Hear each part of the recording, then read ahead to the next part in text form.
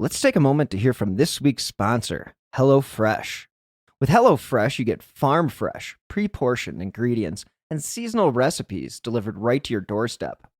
Skip trips to the grocery store and count on HelloFresh to make home cooking easy, fun, and affordable. That's why it's America's #1 meal kit. Pre-portioned ingredients help cut down on food waste, while step-by-step instructions make cooking a breeze, not so much of a chore. HelloFresh gets it you want options when it comes to what you want to make for dinner, not just the same old thing all the time. That's why they offer 40 recipes to choose from every single week, so you'll never get bored, and you can always find something new to try and love. And personally, that's why I love HelloFresh, because I live alone, and it's easy for me to turn to HelloFresh for a quick and easy meal.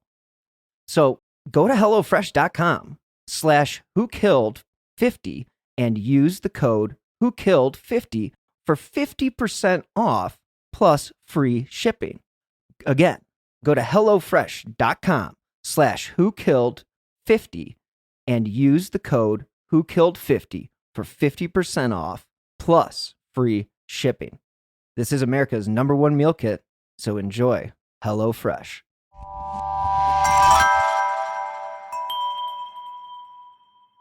Slow Burn Media, an evergreen podcast, presents Who Killed, a podcast that provides a voice for the voiceless. In Des Moines, Illinois, near Chicago, a man who served time in prison for sex crimes was let out. Today, they found the bodies of at least 3 young boys buried under his house. He is charged with murder. Here's Jim Cummins. Police have been watching John Gacy's suburban Chicago home for the past 10 days. They became suspicious when 15-year-old Robert Piest disappeared after he allegedly was last seen with Gacy. This morning, police searched Gacy's home and found the decomposed remains of 3 bodies in a dirt crawl space under the house. They suspect there are several more bodies buried here.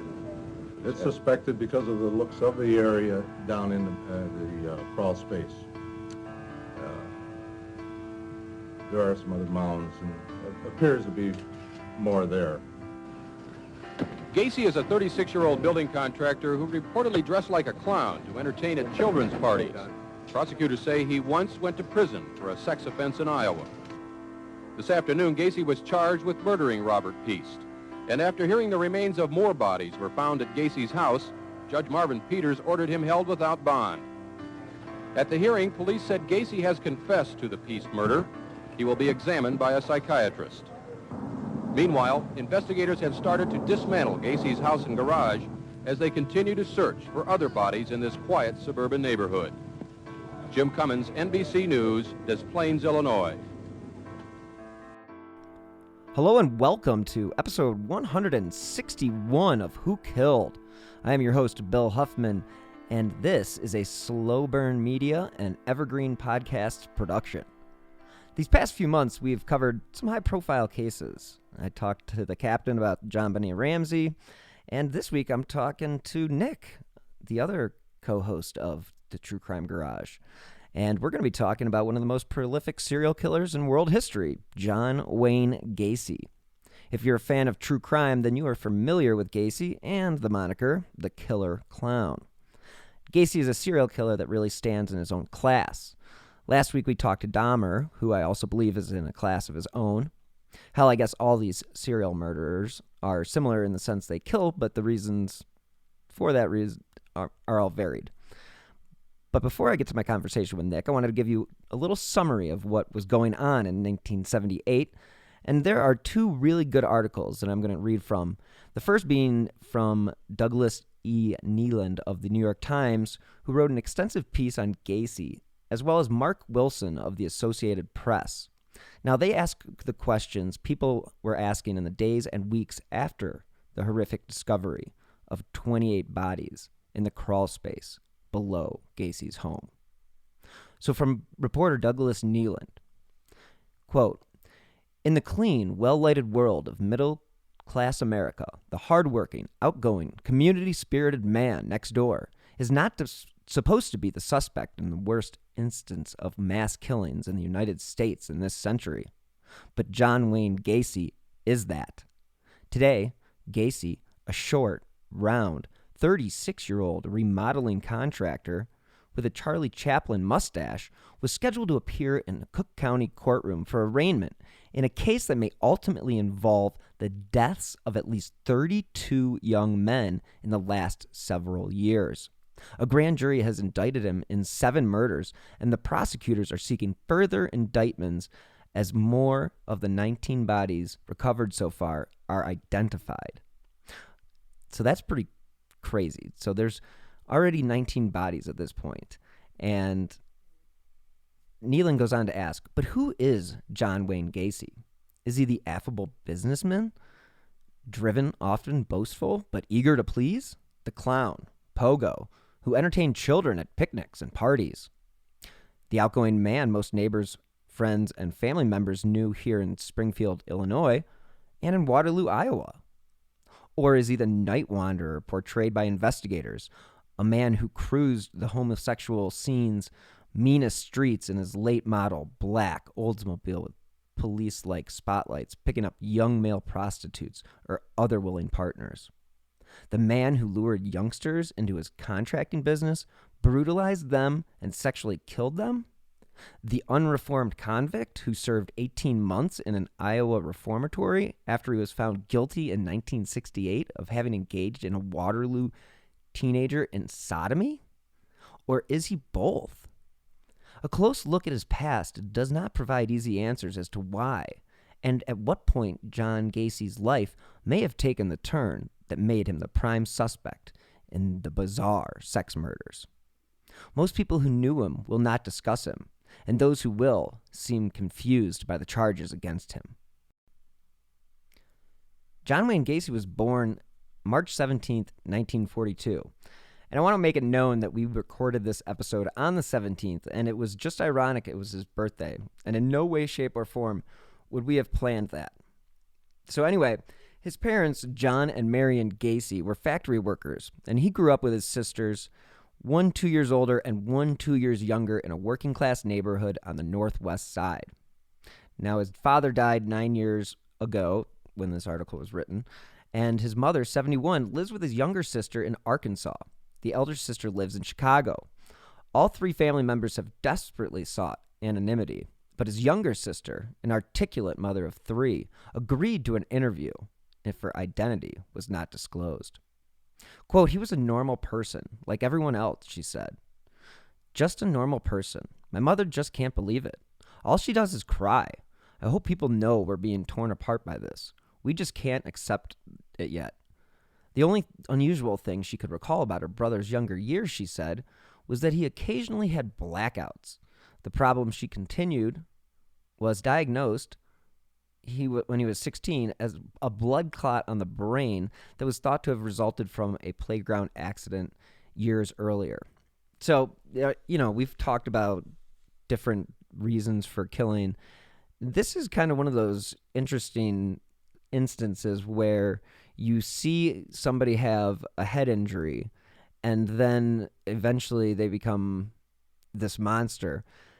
I don't know if it happens to everyone, but I think if it damages a certain part of your brain, I think that can definitely at least antagonize that aspect of your personality. Like, let's say you have a violent personality and you just haven't taken it that far, but, well, I'm just saying, head injuries can do lots of crazy things. Just look at all the CTE stuff that's going on with the football players and hockey players, and you can just imagine, especially if it's back in the 40s or 50s when modern medicine wasn't really modern medicine. It was still, I don't know. It wasn't what it is today. So let's just say if it was something serious, then maybe it would have been treated differently. I'm not sure. I'm not a doctor, nor do I play one on TV. So John Gacy went to a vocational school. Now this is where he took business courses. Now he did transfer to Prosser Vocational High School, but he did drop out after only a couple of months. So his sister would go on to say that he was the sort of brother and son who could not do enough for his family, who stayed in close touch by telephone, who visited once or twice a year. Now, the family knew of his sodomy conviction in Iowa, she said, but it was an incident in his life that he paid for. She tried to focus on other things, such as her brother's desire to play the Pogo the Clown and the other costumes he had designed for himself. Now, she did tell the paper that he always enjoyed entertaining children, which is absolutely fucking disturbing. In 1964, before he was 22, Gacy actually was hired at the Nunn-Bush Shoe Company. Here, that's where he was transferred to Springfield as a manager of the concern's retail outlet at Roberts Brothers, a men's clothing store. That's when he met his first wife, Marilyn Myers.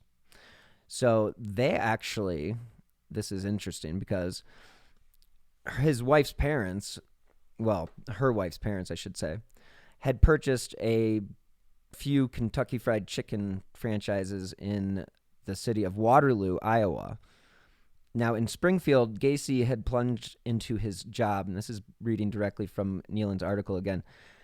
In Springfield, Gacy plunged into his job in community life, joining the JCs. He was elected first vice president and chosen as the chapter's outstanding man of 1965. Quote, he was a very bright person, energetic, and never displayed any abnormal signs, recalled Ed McCrate, who worked with Gacy in the Springfield JCs.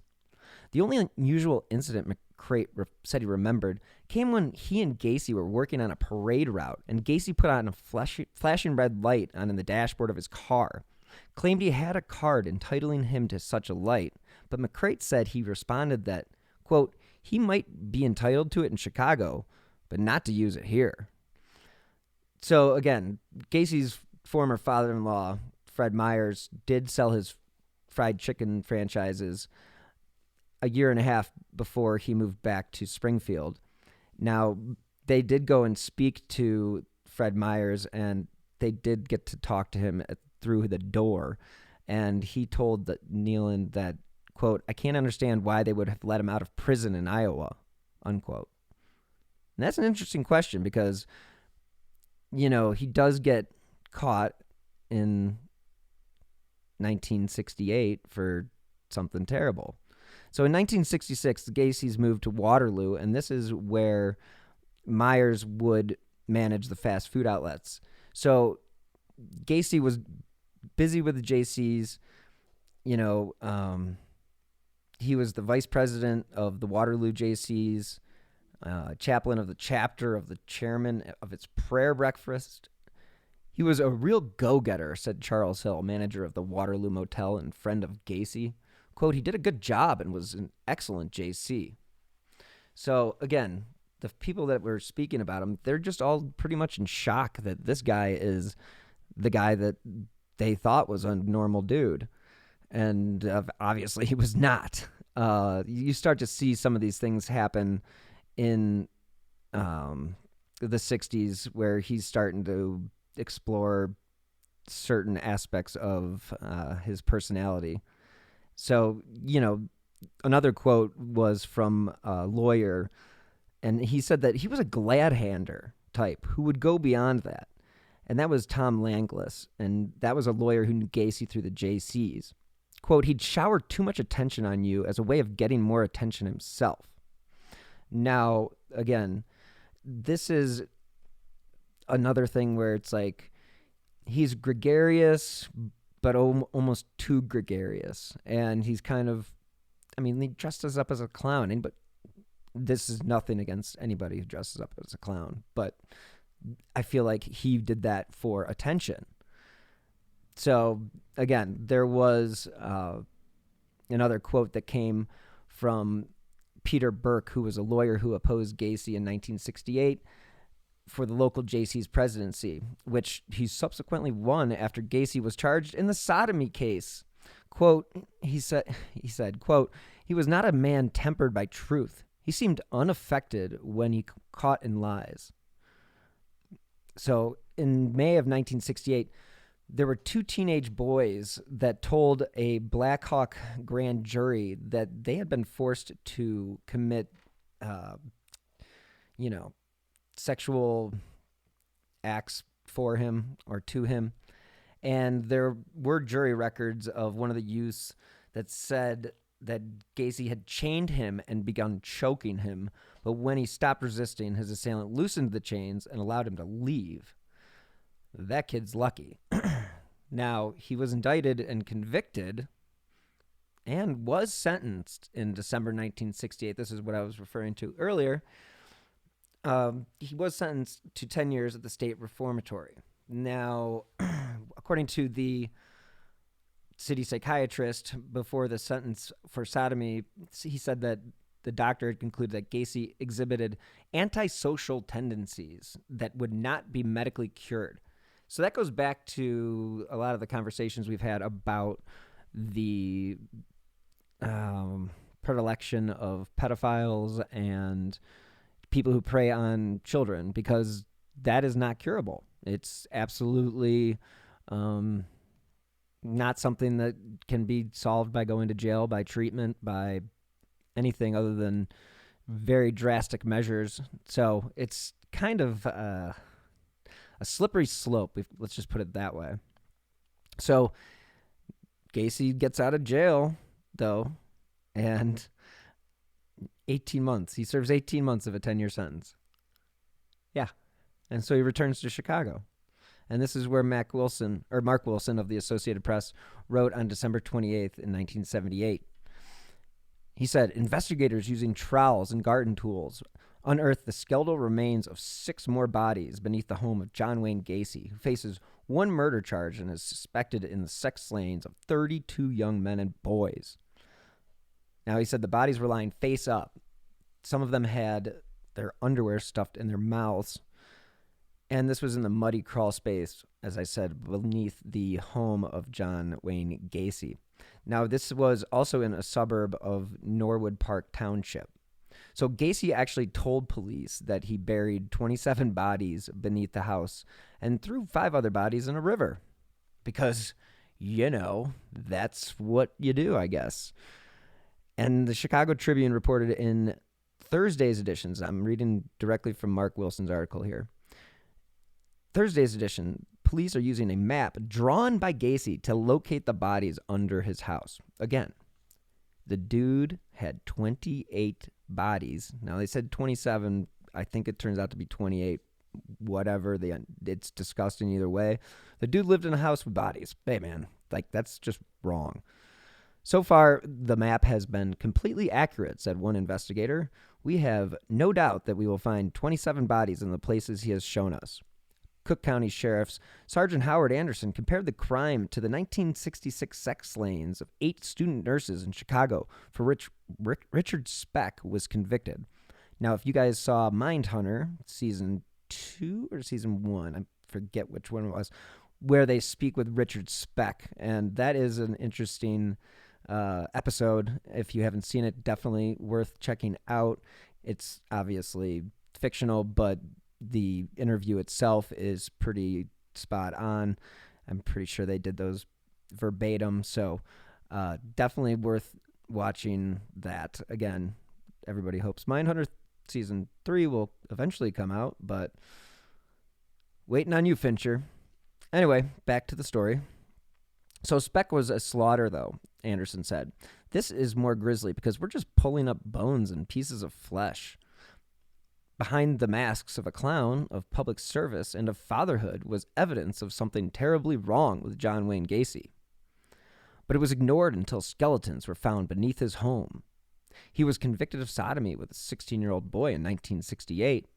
He was accused of attempting to rape a teenage boy in 1971 and of raping a 27-year-old Chicago man last March. At least 3 times, parents gave Gacy's name in filing missing persons reports on their teenage sons. His former mother-in-law said she had complained to Gacy that his house smelled like dead rats. Now, this is Mark Wilson's article, reading verbatim from there. But until last Thursday, when the 36-year-old construction owner confessed to sexually molesting and murdering 32 boys and young men, Gacy lived a prosperous life. He had ambitions of running for elective office. Quote, he was very hardworking and popular in his community, always giving block parties and dressing up like a clown, said Robert F. Martwick, the Democratic Township Committee man who nominated Gacy in 1975 and appointed the job as Secretary-Treasurer of Norwood Park Township Lighting Commission. The commission maintains streetlights in the unincorporated areas of the township. Martwick said he urged Gacy for the job, quote, based on his activity in the neighborhood. He said he wanted to make it a better place to live and said that someday he wanted to run for elected office. So again, just imagine John Wayne Gacy as a politician, because you know how some people believe that politicians are sociopaths. Coincidence? I don't know. Well, anyway, Gacy was very gregarious, and he was able to hold a conversation with pretty much anybody that he ran into. And this was one of the things that Mark said was impressive to him. And so when Gacy offered to bring in a crew of young construction workers to clean up the Township Democratic headquarters at no charge, he was like, quote, you don't find people like that every day. Again, this is Mark Wilson's article. So Martwick was a prominent Chicago lawyer, and he said that he made no background check on Gacy. Quote, we can't fingerprint everybody and be appointed to office, although maybe we should. Times sure have changed from the 1970s. Good luck getting a background check that wouldn't show that these days. So authorities said that Gacy actually told them where to find the bodies of the victims, and searchers had only covered about 1/4 of the area under the home. So these bodies were buried in very shallow graves.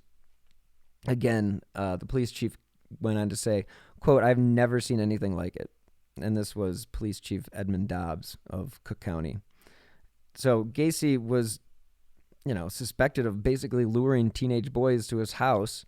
And he had this construction company, PDM, where he would basically offer these kids high wages, and then, what happens.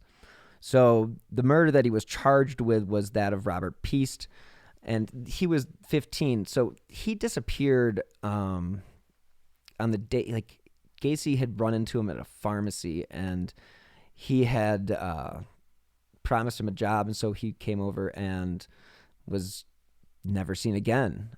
So authorities said that, back to the article, authorities said many job applicants turned down jobs with Gacy because of his bisexual advances. And Tony Antonucci, 19, said he narrowly escaped 2 attempts by Gacy to force him into sexual activity. He said he would give me money if I would, and I said no, but he began to get pushy, Antonucci said. One of the overtures was made while the two were cleaning up in the Norwood Park Township Democratic headquarters. Martwick said he wouldn't even want to guess if Gacy hoped to gain political stature to shield the darker side of his life. Quote, but nothing would surprise me now, Martwick said. But I believe he just had 2 personalities, one of which I never saw. So there was another mask that he wore, and that was the one that hid the homosexual violence that sent Gacy to prison. But he did have 2 marriages and 2 children. Now, according to Gacy's first wife and the Chicago Tribune, she said, quote, John came across very straight. He was a very likable person who could charm it right out of you. And she asked not to be identified by her current name, but she did have 2 children with Gacy, and they did divorce in 1969. So that was after the sodomy charge, which is good thing that she did that, and definitely made the smart move. But the fact that he did have children, it's a shame, because that is they have to live with that as the rest of their lives. And that's one of the collateral damage things that you don't discuss much. We don't hear about much on shows such as this, where you think about, okay, well, this guy gets killed, and, well, all these other people get impacted too.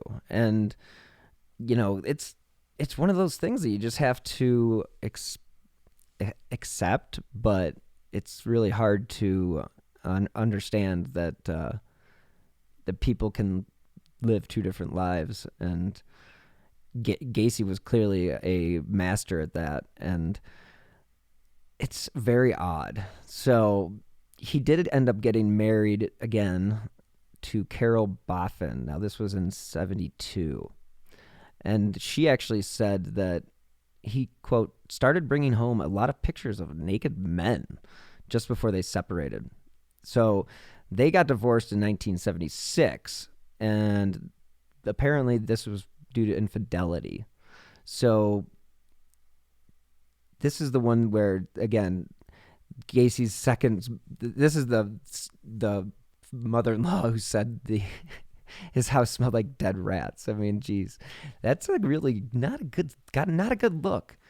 So Gacy, again, I told you, was sentenced to 10 years in prison, and that was on June 3rd, 1968. Now, the judge said, quote, unsatisfactory in many respects as imprisonment is, at least that will ensure for some period of time that you cannot seek out teenage boys to solicit them or for immoral behavior of any kind. Now, if he had served the full term of his, sentence, he would have left prison earlier in the month that this article was written, and that was according to Mark Wilson. Now, Tony Antonucci said Gacy came to his home late one night when he was alone, and he said Gacy told him he wanted to show him a trick. Then he handcuffed him and partly undressed him. So Antonucci said the handcuffs weren't fully locked, and he was able to free himself from Gacy. He said Gacy told him, quote, you are the first one to get the cuffs off. Yeah, that's freaking disturbing as all get out. I mean, just imagine that situation. And John Butkovich, 17 of Lombard, he disappeared on July 31st, 1975 after going to Gacy's house to pick up a paycheck. Quote, we gave Gacy's name to the Chicago police, said Butkovich's mother, Teresa. That's not Mother Teresa, but her, yeah, you know what I mean. Quote, we gave him Gacy's name, and they tried to talk to him, but he didn't want to talk, so they just dropped it. They, the police, thought that John had run away because everybody in 1970s just ran away. So another person disappeared in 1976, and this was on December 11th, and that was one Greg Gotzik of Chicago, and he was 17. Now, his parents told police that he actually had worked with Gacy. Unfortunately, the police did not go and follow up that lead. So you have a lot of situations here where this guy could have been stopped in the middle of his killing spree. And Nick and I will talk about that as far as how quickly his murders accelerated and whether or not he would have kept on killing. So this is one of the things that you have a quote here that says, quote, we live in a democratic society and we can't go out making arrests based on what some parents think, he said. Now, that was Lieutenant David Mose, and he was the news affairs director for the Chicago police. You know, he said there were 23,000 reports. So it's like, okay, but that seems like you're really passing the buck there, buddy. And again, on December 11th, 1978, this is the case that brings everything to a halt. Robert Piest disappeared. This is when you know you have great parents, because they would not let this be considered a runaway. So they actually just went to the police station and said, listen, our kid did not go away or did not run away, and we really need you to check this out. We have this guy's name because we know he was going to try to get a job there or was offered a job. So this is where they start the investigation. So this detective, Joseph Kozenzak, I apologize. And so he actually uncovered the sodomy conviction. And so that's when he decided he needed to go and question this guy. And again, this did lead to his arrest. And I'm going to call him Kaz because I can't pronounce his name properly. He said he was particularly interested in the case because he was a 15-year-old son who had a 15-year-old son who went to the same high school as Piest. Now, in addition, Kaz said the body of Frank W. Wayne Landigan, 18, was found in the Des Moines River November 12th, more than a month before Gacy's arrest. Now, he said that there was underwear stuffed in his mouth. Now, this is similar to the stuff that was stuffed in the mouths of the bodies under Gacy's house. So, yeah, the Gacy case also has been compared to the crimes of Elmer Henley Jr., who had accomplices but killed 27 teenagers in Houston. And definitely we'll have to do an episode on that particular guy because that's a lot of killing and, again, not really known too well. I mean, I'm sure there's tons of stuff out there about it, but I am not as familiar with that case as much as Dahmer, Gacy, Bundy, Ridgway, BTK, you name them. So, like, you think about this, and you have John Wayne Gacy doing all this stuff, and you can't imagine what the investigators were thinking because they uncover this stuff, and that's when they start putting surveillance on him and whatnot. And Nick and I will go into that in our conversation. And it's just interesting to me that we have, I don't know, just this crazy guy dressing up like a clown, holding block parties, thinking about running for in politics. It's kind of freaky. It's almost like American Psycho. And so he's like a Patrick Bateman, but not. I don't know. It's weird. So the bottom line is John Wayne Gacy is probably in the history of serial killers, probably one of the worst. I would only say that maybe Bundy, Dahmer for the way that he killed his victims and the fact that he was a cannibal. But this guy, I mean, I don't know. This guy he just really didn't care about lives and didn't care about the lives of anybody's children. So, I mean, he just caused worlds of hurt for everybody. So I think that's where John Wayne Gacy stands alone. He's just a monster. I mean, they're all monsters, but he is a true through and through monster. And with that being said, let's go into my conversation with everyone's favorite guest, Nick from the True Crime Garage. But real quick, before we jump into our conversation with Nick, I want to talk about this week's sponsor. This podcast is sponsored by BetterHelp Online Therapy. We all know relationships take work, especially the most important one you have in your life, and that's the relationship you have with yourself. You know, a lot of us will drop anything to go help someone we care about. We'll go out of our way to treat other people well. But how often do we give ourselves the same treatment? I know I go out of my way to take time each day to focus on myself. It's just an essential part of my routine. This month, BetterHelp Online Therapy wants to remind you that you matter just as much as everyone else does, and therapy is a great way to make sure you show up for yourself.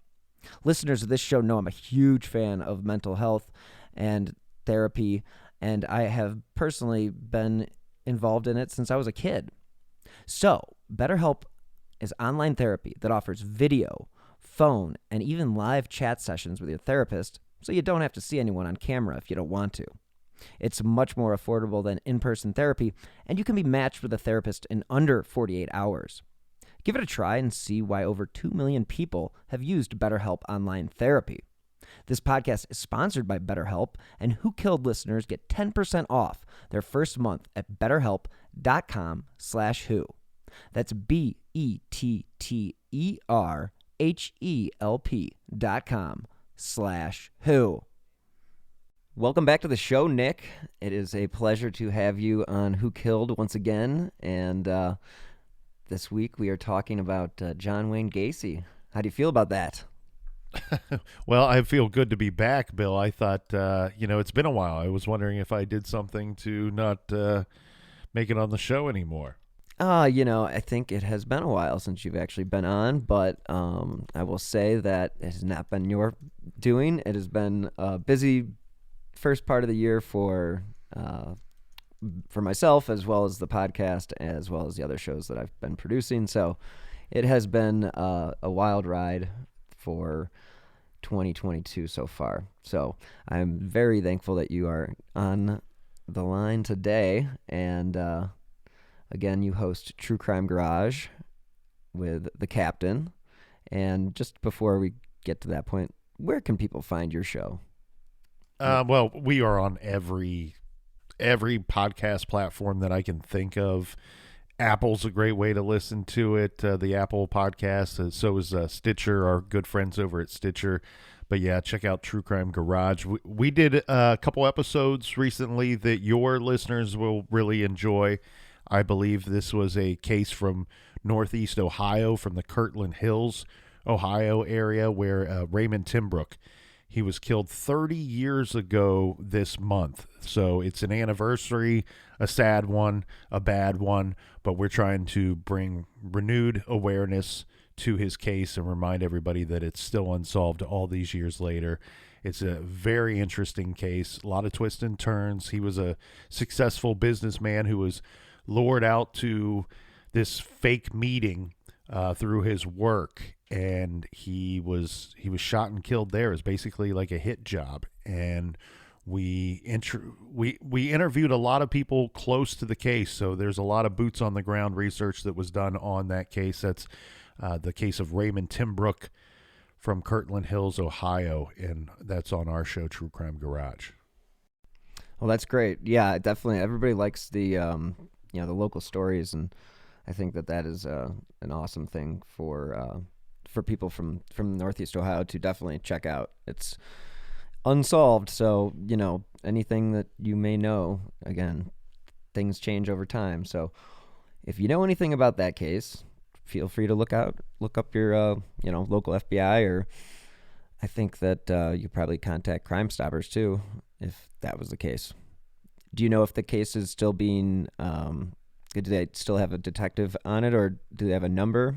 Well, so that's the pisser. As you know, being from that general area, Kirtland Hills is not the most populated area. That's kind of an affluent area with a small population, and thus they have a small police department.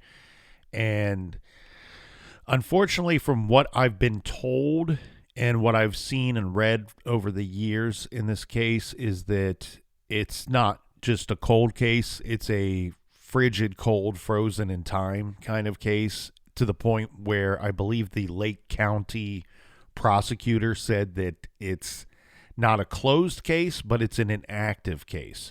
So it's kind of dead in the water, so to speak. And that to me is very aggravating, considering his two sons.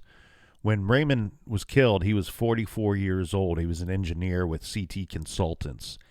And his two sons, one was Brian Timbrook and his other son is Scott. And they were high school age at the time. Brian was a senior. He's the oldest of the two. He was 18. And both of his sons are still around and still looking for justice. There was an interesting billboard that was put up in Ray's case back in the mid-90s. And this is something, I only bring it up, Bill, because this is a billboard you may have seen. And it had Raymond Timbrook's picture on it. And it said, father, businessman, murdered. And I think it said something to the effect, this would have been, I'm guessing it would have been up in Mentor or either Willoughby, one of those two areas, which is both near Kirtland Hills. But and that's because his business, CT Consultants, was in Willoughby, and I believe he lived in Mentor at the time when he was killed. But it said on the billboard that, Scripture, the Bible tells us what to do. And so come forward and confess and repent, or just go to hell, is what the billboard said, which I thought was pretty cool. And they left that up for a while. One rumor I heard, which I kind of chuckle at this, and I think if it's true, I think it's very cool.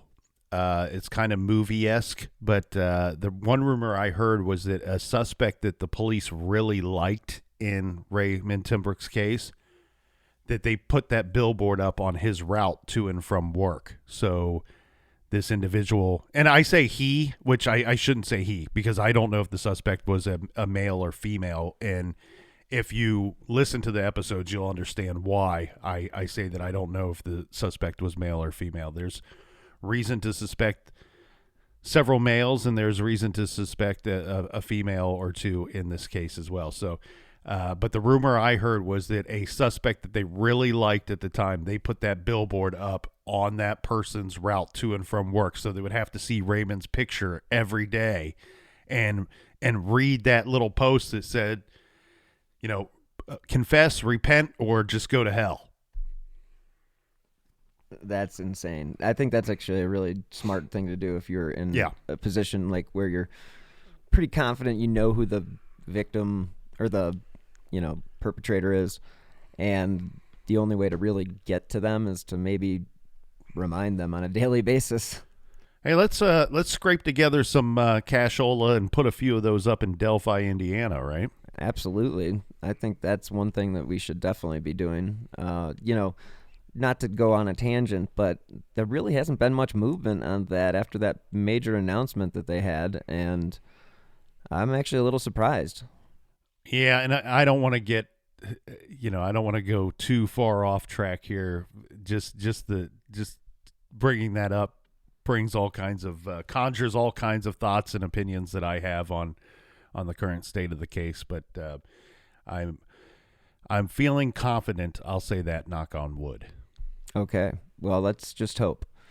So that is in Indiana, and the person that we're talking about was not too far away. He was in the state next door in Illinois, and that would be the killer clown. That would be John Wayne Gacy. And Mr. Gacy, everybody knows Mr. Gacy. If you listen to true crime, if you don't know who John Wayne Gacy is, then definitely do your research, because everybody's done an episode on the killer clown. So John Wayne Gacy was a serial killer, obviously, in Chicago. And I wanted to start off today talking about, when he first got arrested, and then the discovery of all of the bodies and all the victims, because it's really shocking how many people this guy impacted. And for a lot of people in the neighborhood, he was considered a somewhat normal guy.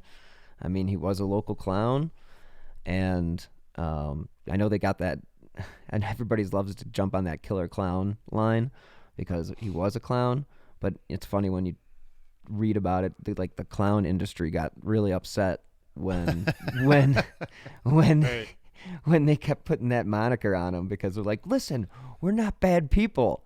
We're not bad people. And so, well, I mean, you get it, right? It's like whenever a postal worker shoots up a place or takes somebody out, then it's all of a sudden, everybody, they get that bad stigma that comes with that line of work. And he did the clown thing as kind of charity work.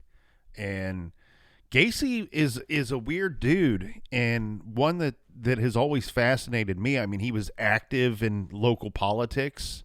He was a well-liked individual. He was charming. I mean, these are words that I don't like to associate with somebody as monstrous as he was, but he was a likable guy. And unfortunately, that is why it was so easy to fall victim to this dude. yeah, I mean, the fact that he was able to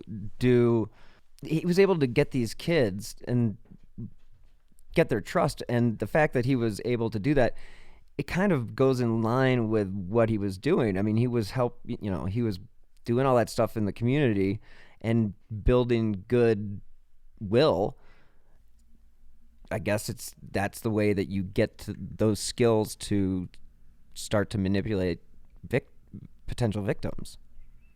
Yeah, and he collected a lot of his, I think collected is a good word to use here. He collected a lot of his victims from his business, which was PDM Contractors, which stood for painting, decorating, and maintenance. So he was a business owner. He was a successful business owner, and he procured a lot of his victims from his work, where he would employ these individuals or with the ruse of offering them employment, lure them to his home. And then once you were one-on-one with this guy, you know, it's like that old line from the Tool song. Once I saw them, I knew they were mine. And what they mean by that is I knew they were dead. I was going to possess this individual. And that's kind of how it was with Gacy. If you were one-on-one with him at his home, the chances of you leaving there are between the margins of slim and none. Similar to the Jeffrey Dahmer situation. I mean, I just covered him. Dahmer's offering money and, hey, you want to take some provocative photos or hang out and drink some beers at my place? And next thing you know, he's trying to turn you into a sex zombie. Yeah, right. And that's actually, you know, I wonder, because Dahmer wasn't stupid. I wonder if he was aware of Gacy's tactics, because if you look at his first, the first thing he was caught for, you know, he was sexually assaulted Donald Voorhees, and that was in 1967. Now, Gacy also tricked some teenagers into believing he was commissioned to conduct homosexual experiments in the interests of scientific research and paid them up to $50 each. Sounds very similar to what Dahmer would do when he would offer people $50 to take nude pictures. But it's interesting because he goes and he gets arrested for this, and he does go to jail. Now, he goes to jail and he only does 18 months of a 10-year sentence. So, again, it's kind of weird that, like, he went from being, like, in the 60s, like you said, he's in politics. He's working with the Democratic Party, you know, and the next thing you know, he's sodomizing young children, and it's kind of a, I don't know, it's really, it's interesting. And, like, I'm looking at his biography right now, and I'm looking at how much he would have made. So Gacy worked as a KFC manager in Waterloo, Iowa. So I wonder what the cold cases are around that area, because as we know, people don't usually just start killing. Well, actually, he got into some trouble when he was there, and it's thought that he left the area because he was starting to get in trouble. And I don't recall, Bill, if it were employees. You know, a lot of times these guys will find something that, air quotes here, works for them for what they want to do, and then they kind of follow that modus operandi for the rest of their days. And so you kind of see that here, starting with KFC, where he's in a position of power, right? He's the manager. I can't remember. I want to say that maybe his wife's father might have been a franchise owner. He did. He owned 3 Kentucky Fried Chickens in the Waterloo area. And so, yeah, so he's working for Dad, and he's in a position of power because he's running this restaurant, but also not just running the restaurant. The buck kind of stops with him, because the next person up on the ladder there is the owner, who is his father-in-law. And so he's in this position of power, and of course, with a KFC or fast food, any type of business like that, you're going to see a lot of teenagers working there, young adults working there, and unfortunately, that's what Gacy was really into. You know, guys at 15 to 20 years old, roughly. And I mean, he was 22 at this time, so yeah. And he was using that to have these little experiences with some of his employees and some people that he knew. I think he was even paying a local sex worker, which really blew up in his face at some point, because I think that kid, I say kid, and I think he might have been about, and I think that was the problem. I think he was a kid. He was like 16, 17 years old, who was accepting money to do certain things or hang out with certain people. And I think that kind of blew up in his face, Bill, because that guy, he used it as a bit of a scam on Gacy, a blackmailing scam. Hey, I'm going to out you to your family. I'm going to out you to your father-in-law or to the community if you don't pay me this money or do this or do that. And so things got dicey for Gacy real quick out there. And eventually he moves to Illinois. And, of course, everybody in the true crime community knows where the story goes from there. Yeah, and I just came across something pretty interesting that I'm not sure you're going to be too thrilled about.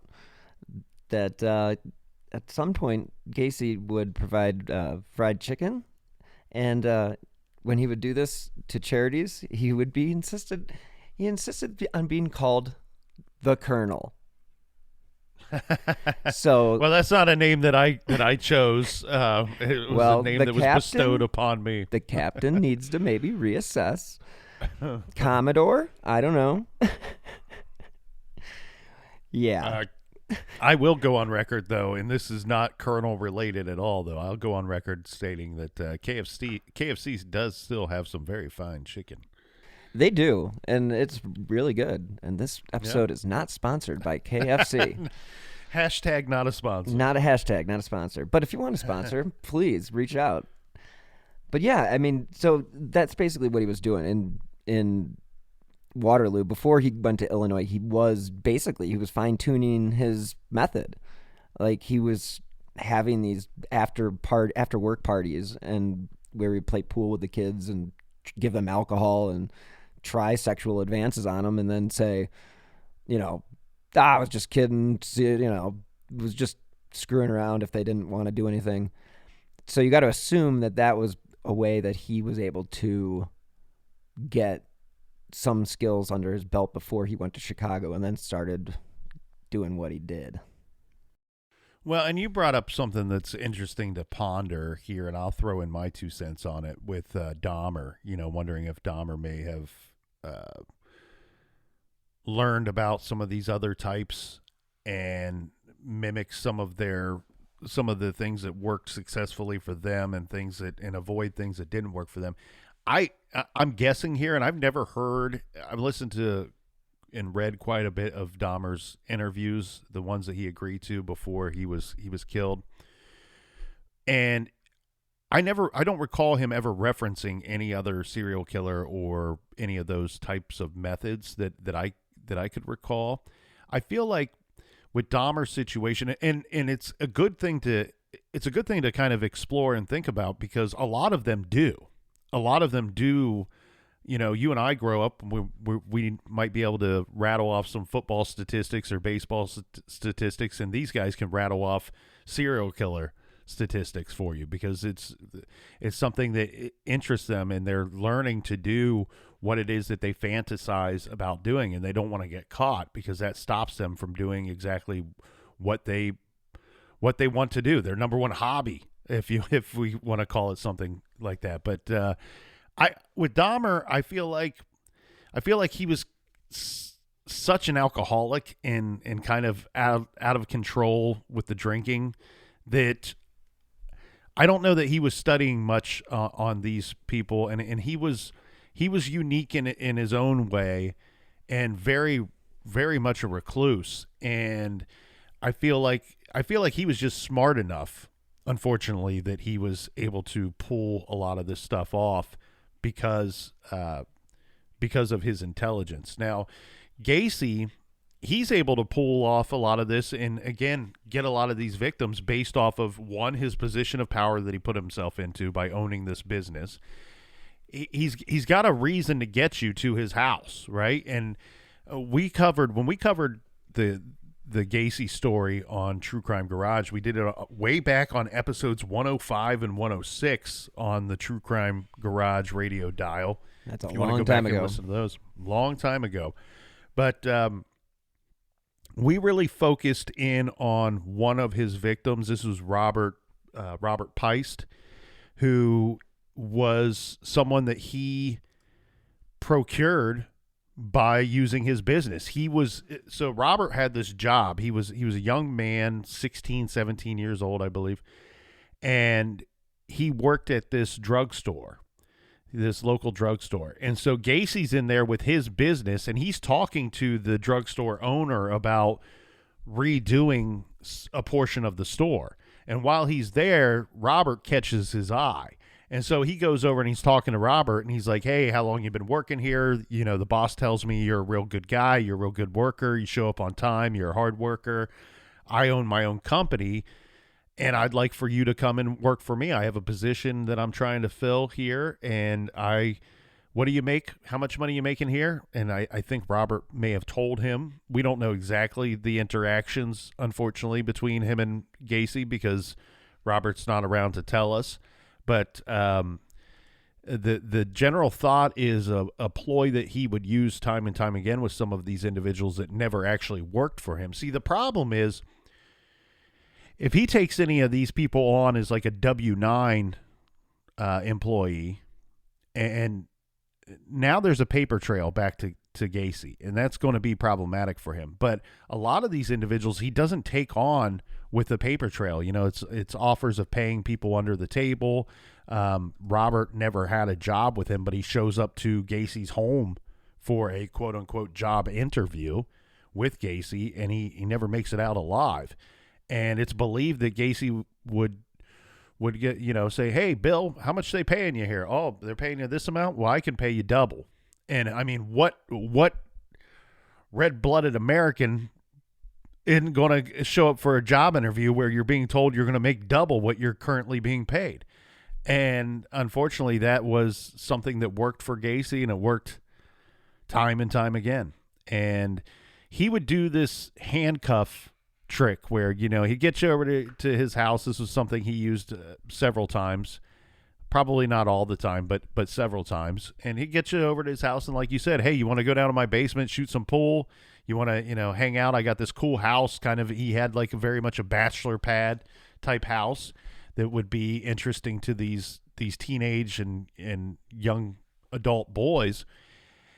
And hey, you want to hang out, have a couple beers, and let me show you this handcuff trick. And what he would do is he would put the handcuffs on himself, and he would hide the key, and he would get himself out of it and show you, like, oh, check this out. Isn't that cool? Here's my hands in these cuffs, and have you check them. And then next thing you know, he's managed to get himself out of it. And then he goes, hey, I'll teach you how to do this. Let me show you how to do this. And next thing you know, the handcuffs are on you, and you don't have the key. He doesn't have any plans of teaching you how to get out of those handcuffs. And now you're in big trouble. You're in big trouble. And this is something that he did several times when he'd have these victims in his home. I think Robert was the one that really kind of put the nail in Gacy's coffin, to be honest with you, because he was the last. I mean, that was the one that really got the police on his tail. And the whole tricking of the magic trick, here, let's try these handcuffs on. I mean, could you be in a more vulnerable position than being handcuffed and not having a key? I mean, it has to be the worst feeling ever. You mentioned it earlier about once they're in the room, they're theirs. Well, yeah. Unfortunately for Robert Piest, gosh, that whole pharmacy thing, where he's talking to the guy. He actually talks to the mother, doesn't he? I believe he talked to the mom. Yeah, I going off of memory here, but I think there was something of that, because I believe that Robert told his family that he was going for this job interview.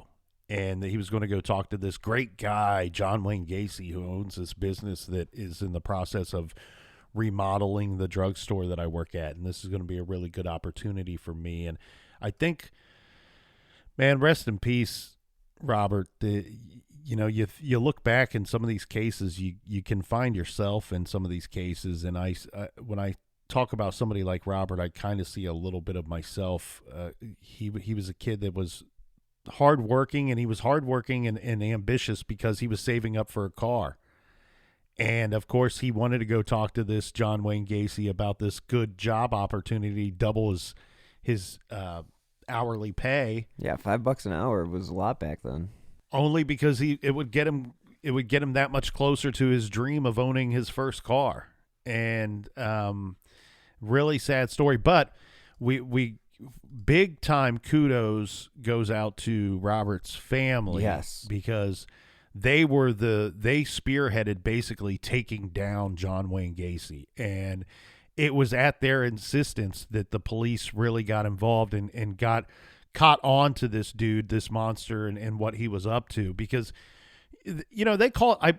I believe that they called the police and they're like, hey, our son never came home. He's missing. This is not like him. He's a responsible kid, and he's not come home. And of course, this is way back when the common response would be, well, he's a 16-year-old boy. He probably out partying with his friends. He'll come home when he gets hungry. Yeah, he probably ran away. That typical response. And so his family is like, yeah, that's not good enough. We are not accepting this as the response from our public servants here. So they went to the police department and demanded, hey, you let us fill out the forms. You let us put in the missing persons report right here and now, and we'll file as many of them as it takes for you guys to get out there and start looking for our kid. And that's what really kind of tips the police off. And again, I'm going off of memory, and I'm probably missing some of the details here, Bill, but basically the police start looking into these missing persons cases, and they're like, there's kind of a central figure here. Well, so what happens is, yes, it was the morning after that Robert did not come home when they went to the police station and just demanded that this is not a runaway, this is a missing person. And that's when they talked about this Gacy character, and the police actually, that's when they started looking into this background. So the officers actually discovered that, yeah, he had a prison sentence for sodomizing a 15-year-old boy. So that was definitely something that they were aware of, and then they started working the case, basically. And it's similar to that scene in Goodfellas and almost a reminder of like the Wayne Williams case, but like when they had all these surveillance vehicles following him around, and he became one of those. He was the guy that would be like, hey, come and have lunch with me. Yeah, he would toy with them, and sometimes he would go out on fake errands and just kind of drive around and force them to follow him around. And you're right, like he did kind of the Beverly Hills Cop Axel Foley thing, send him some food while he's somewhere getting something to eat. And he really toyed with them for quite some time. And I think there's one of those straight to video movies about Gacy where I think in that movie it shows him sitting on his front lawn in a lawn chair drinking beers, just staring at the car. And so it's kind of comical when you really think about it. Here you have this, I mean, this is like public enemy number one, right? This is a monster. This is a guy that you believe is responsible. They believed at the time when they're following him around that he was responsible for the disappearance of multiple young men and children. It wasn't quite the number that they find out later when they tear through his home. But yeah, this is public enemy number one, and he's just kind of toying with the cops. And God bless the good cops for not losing their minds and attacking this guy or doing something silly that would end up costing them later. Because once Gacy was arrested and once he was taken down, there wasn't much hope for him. There wasn't much fight for him in in the eyes of the law or in the eyes of the court system. He was not going to be walking away after they were able to bring forth charges against this guy.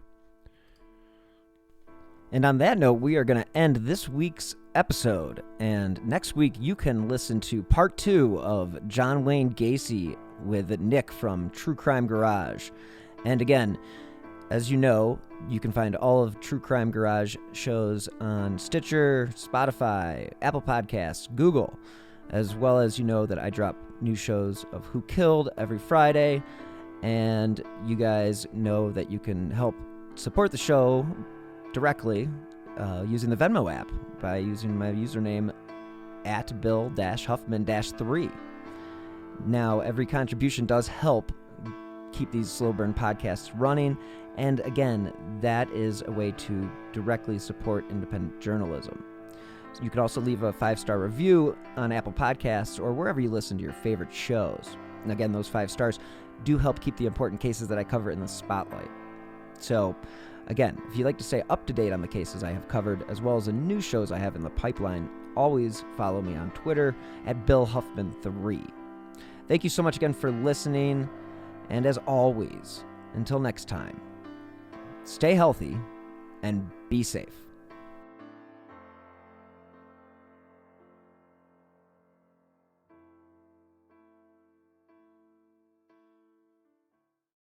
The crime was so brutal it was compared to the Manson murders.